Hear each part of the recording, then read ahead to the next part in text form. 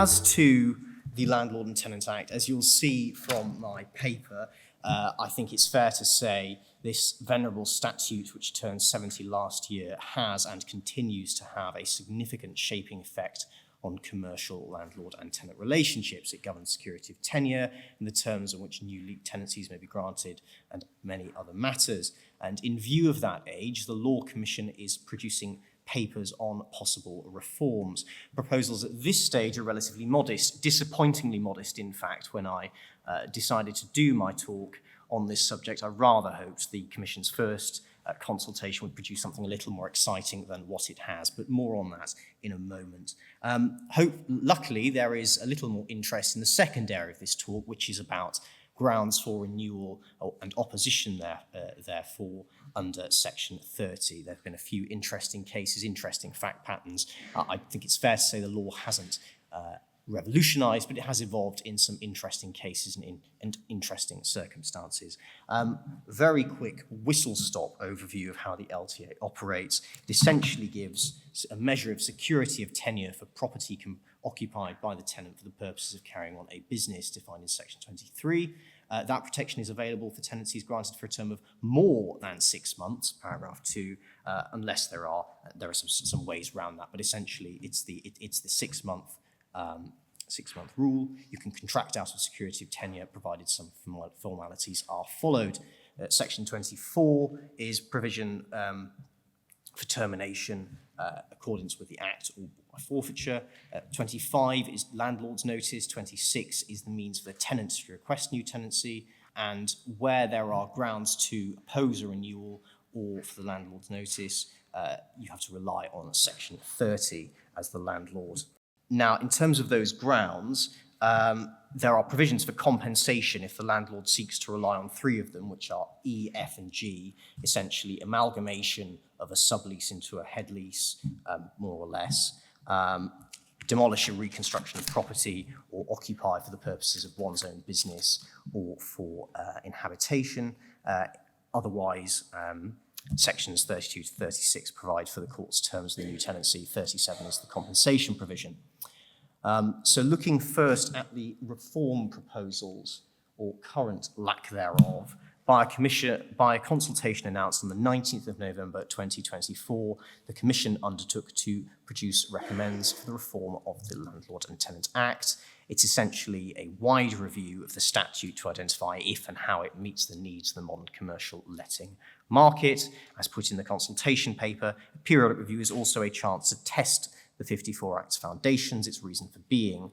This project allows us to take a step back and look widely at the security of tenure regime established by the Act, including at a fundamental level whether it remains the right starting point in today's commercial leasehold market.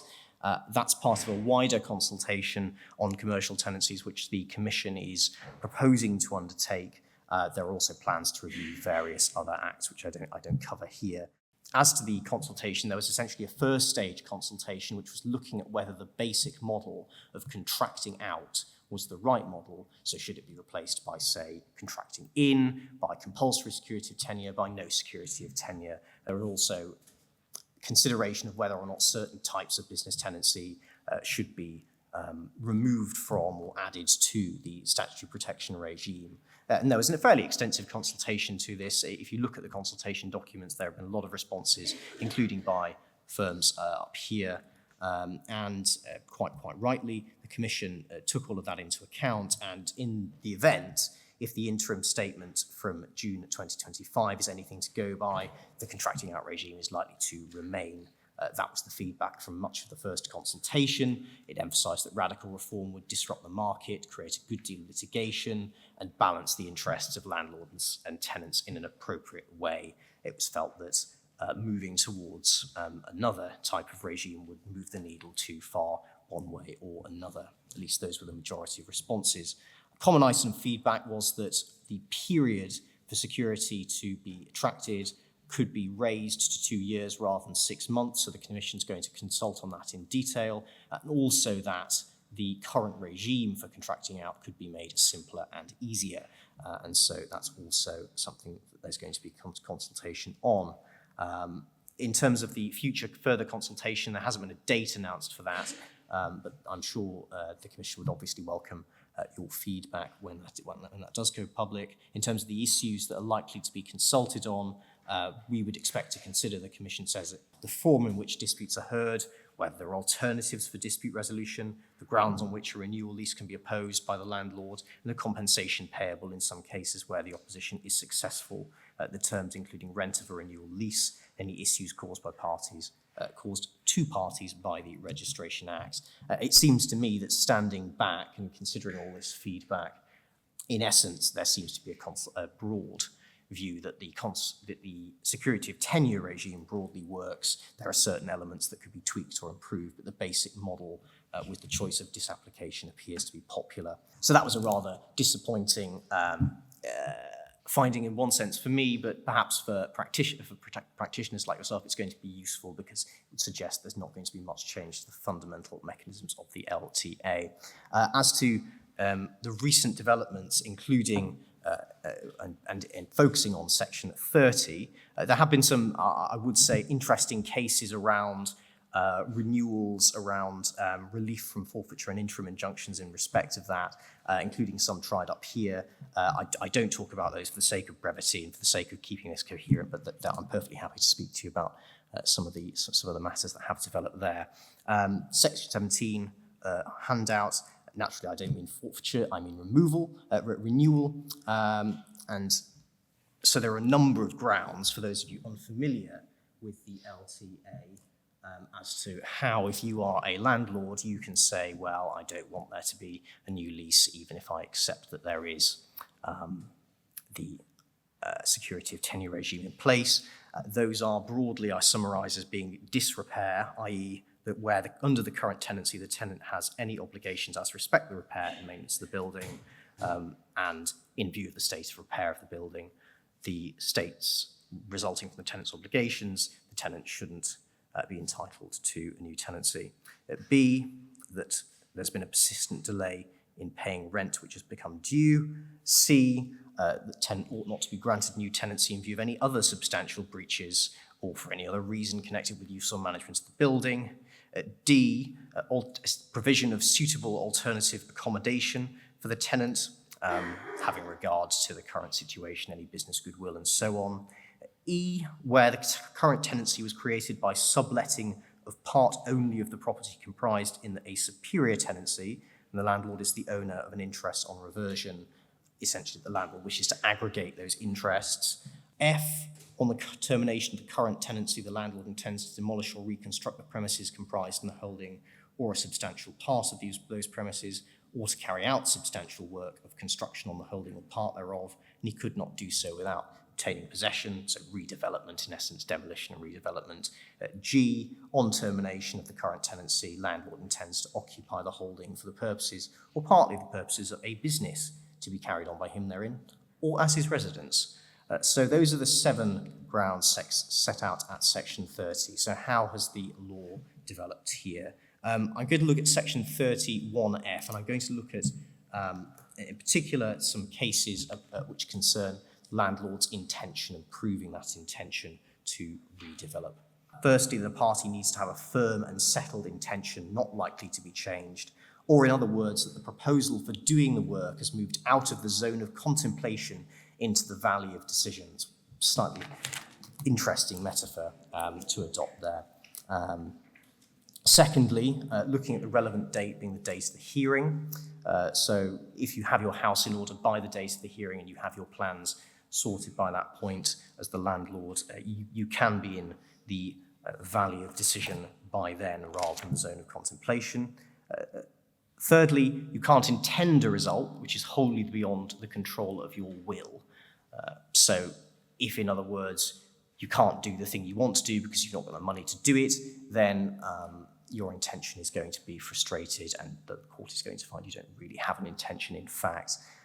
D, landlord's intention to carry out the works cannot be conditional on whether the tenant chooses to assert his claim to a new tenancy and to persist in that claim. I think that must follow just as a matter of common sense, really. You can't just in a retaliatory way say, I don't want you to have a new tenancy, so I'm going to do some works, but I wouldn't do those works if you were just going to leave. And specifically in respect of planning permission, the landlord doesn't have to demonstrate on a balance of probabilities that permission is going to be granted, but he does have to show that there is a real, not a fanciful chance. How have some of these principles been applied? First case is a pub. Tenant sought a new tenancy. Landlord opposed on the basis that he wanted to demolish and redevelop. And the tenant threw up all sorts of arguments in this case. Tenants said that landlord didn't need possession in order to redevelop. Court found that it did. Tenants said, well, there's no real, there isn't actually intention to redevelop here, it's just a smokescreen. Court found there was. Tenants said, well, they probably won't get planning permission. Court said, well, actually, we agree on balanced probabilities, they probably won't get planning permission, but there is a realistic prospect on it. Tenants said there's a restrictive covenant on this title, but we don't know what the covenant says, so that might stop the development. And the court said, well, that can be dealt with by restrictive covenant insurance, and we're not satisfied that frustrates intention. However, where the landlord fell over was on the evidence of finance. And the landlord was able to satisfy the court in principle that it was possible a lender would provide the funds for the development to take place. There was a lack of valuation evidence for the premises. The court wasn't satisfied on the director shareholders' finances. And it also wasn't satisfied that they would actually be willing to give or in a position to give the personal guarantees that would probably be required for the development. Now, this isn't a radical development of the law, but it does underscore some of the potential difficulties and complexities that can arise in proving what may otherwise seem to be a deceptively simple question of intention. And it may have been galling for the defendant to have won on almost every other point and then fallen at this final hurdle of the financial proof, which in principle, had they really had the intention, might have been one of the elements you might have expected them to have in order. And so all that really, in my view, illustrates is the need to be very thorough when you are running these cases. Now, I've been a little naughty in this case because this actually proceeded under G rather than F. This is the lead mill in Sheffield. So it was the landlord's own business rather than the demolition and redevelopment. But there was a significant works element that was going to go on in this case. And so a lot of the issues that were fought in the trial were quite similar. Now, this concerned the building called the Lead Mill in Sheffield. It's a notable support sort of space for performance, so I'm told, for live music, dance, comedy, and theatre and exhibitions. This time it was a landlord's notice case, and the landlord was going to essentially refurbish and continue to operate an entertainment venue, albeit of a slightly different sort. Now here, unlike in Spirit Pub Company, landlord was able to establish that it had an offer of a significant loan, significant funds in the accounts, large anticipated profit, and the court preferred the landlord's evidence of the value and duration of the works, of the necessary works, the tenant's evidence on the value and length of the works. The novel point in this case, and this actually is an interesting point, albeit I suspect not one that is likely to go very much further than this case, was the tenant's attempt to invoke the Human Rights Act. Essentially what the tenant said was the compensation under the LTA was so inadequate as to essentially allow the landlord to expropriate the tenant's goodwill in the event that the landlord were to take possession and then run a similar sort of business from the same location.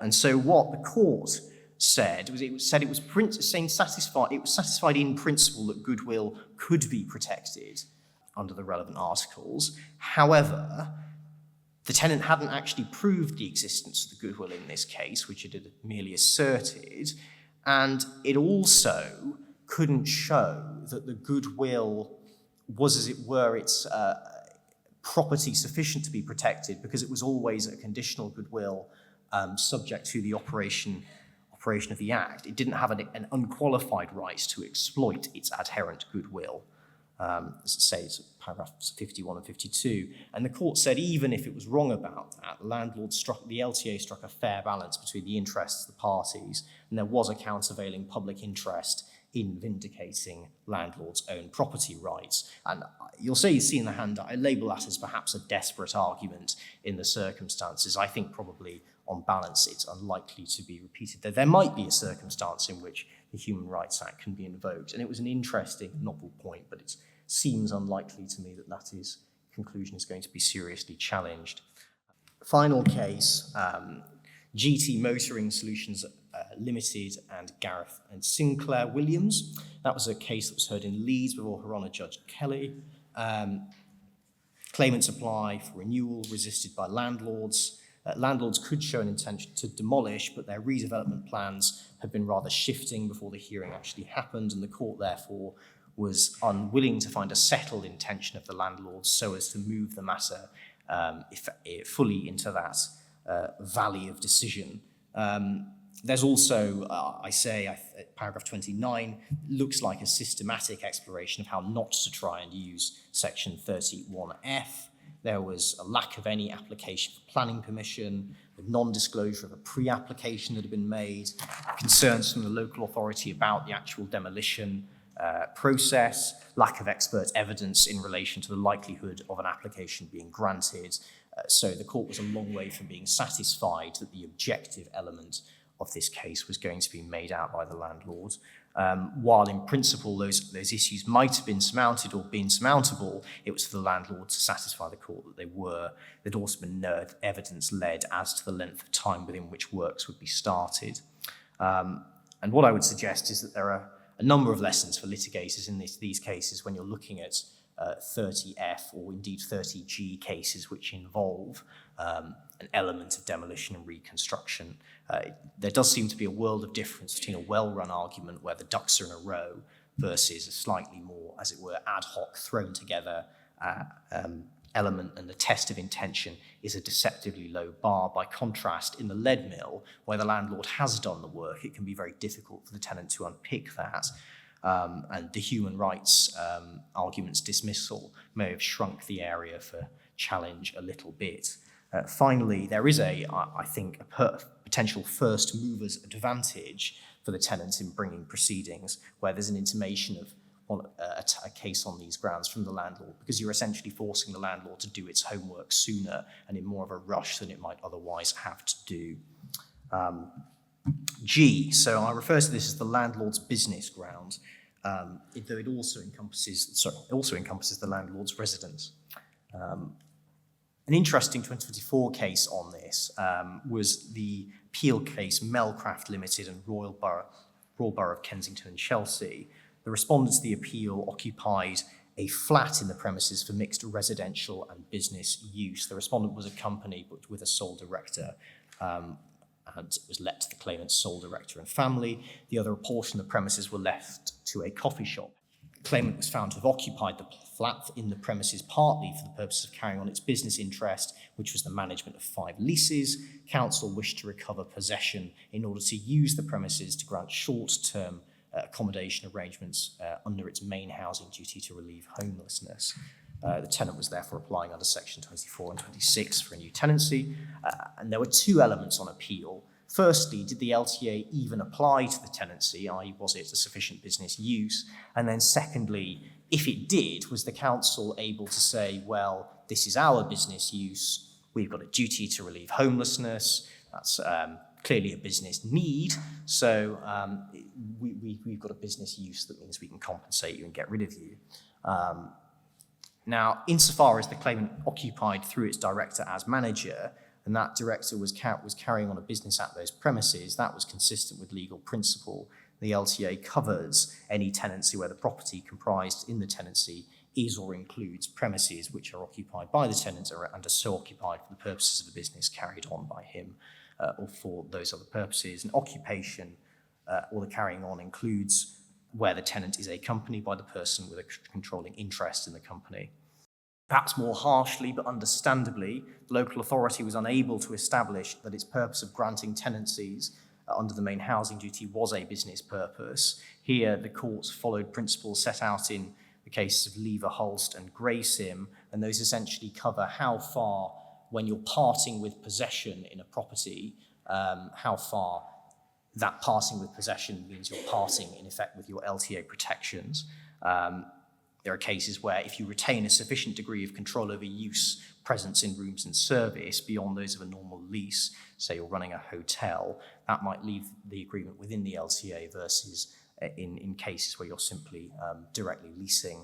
And the court found that the evidence might have led to a different conclusion. It was a matter of degree in reasonableness or degree in how you analyse the matter. This case appeared on the facts to be more similar to a case where the council was effectively parting with possession, and therefore it wasn't seeking to occupy for its own business purposes. The mere fact of having a statutory duty and what wasn't therefore sufficient for the authority to say that it had a business purpose. It's an interesting case, I think, for the fact that it might be assumed in many LTA-type cases that both parties will have that business use or purpose, but that isn't always so. And just because a landlord may have a business need, as the authority did in this case, doesn't mean that that is in fact going to bring it within its use within the Act.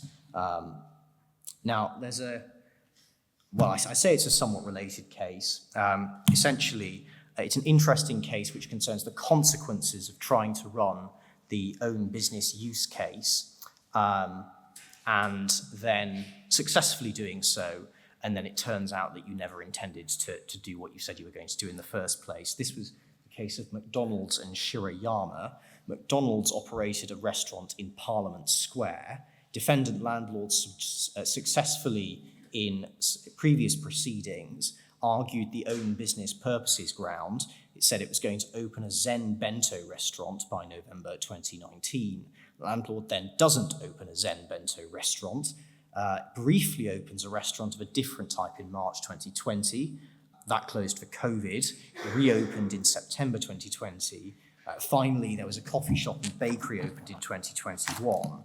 Now, McDonald's brought claims in deceit and the tort and under the Section 37A, which provides for compensation for a tenant where the landlord has effectively obtained an order or indeed the court was refused the grant of a new tenancy by misrepresentation or the concealment of material facts. And the judge found as a fact that the defendant did not have the intention of the Zen bento restaurant commencing trading as soon as reasonably practicable after vacant possession was obtained, and there was therefore a deliberate misrepresentation triggering 37A. Tort of deceit wasn't made out, however, on the basis that the misrepresentations had been made for and to the court for the purposes of inducing the court to act, not the claimant. While these Section 37A claims are relatively common, it does underscore that just because a landlord has managed to see off a claim for a new tenancy doesn't necessarily mean the troubles are over. The tenant, particularly a tenant with deep pockets like McDonald's and a particular sense of grievance, might well come back if you don't do what you say you're going to do. Finally, this is finally, it's the disrepair ground. This was a case, Jill and Lee's News 2024. The landlord opposed a new tenancy on the basis of failures to pay rent, other breaches of covenant, but principally the state of repair. Now, the premises were remedied by the date of trial. Delays to paying rent and other breaches of covenant were somewhat minor, and so the judge refused the landlord's arguments. Landlord appeals, and it said that a new tenancy ought not to be granted in these circumstances. And the interesting matter here is what the court will take into consideration on that ought not basis. The courts held it was entitled to consider the state of repair at the date of the hearing as well as at the date of the notice, and the court also, in the course of appeal, also expressly disapproved a line of case law that said that the court should ignore promises for the future but consider past conduct alone. And it also disapproved a line of case law that said that the discretion is not circumscribed by, in effect, by anything other than the need to focus on the state of repair of the holding. So in other words, the court said, well, we don't just have to focus on the state of repair, we can actually focus on a number of other things, which might include the promises for the future, whether they've done X, Y, Z that paint them in a good light later. A compartmentalised approach to the exercise to the discretion was not supported by the cases, and therefore the first instance judge's decision stood. So conclusion and key takeaways. The fundamental regime of contracting out is likely to stay. However, there are various other matters up for review. That's consultation that's worth putting something in for. Landlords can rely on statutory grounds, but they need to be careful that they have their house in order and that they don't fail at the final hurdle. As I say, there is many a slip twixt cup and lip. Poor tenant conduct at date of notice can be remedied by the date of hearing, but poor landlord conduct after the date of the proceedings can come back to bite. And so, in summary, I'd suggest there's no revolutionary change in the last few years, but there has been an evolution into some interesting new circumstances. Thank you very much.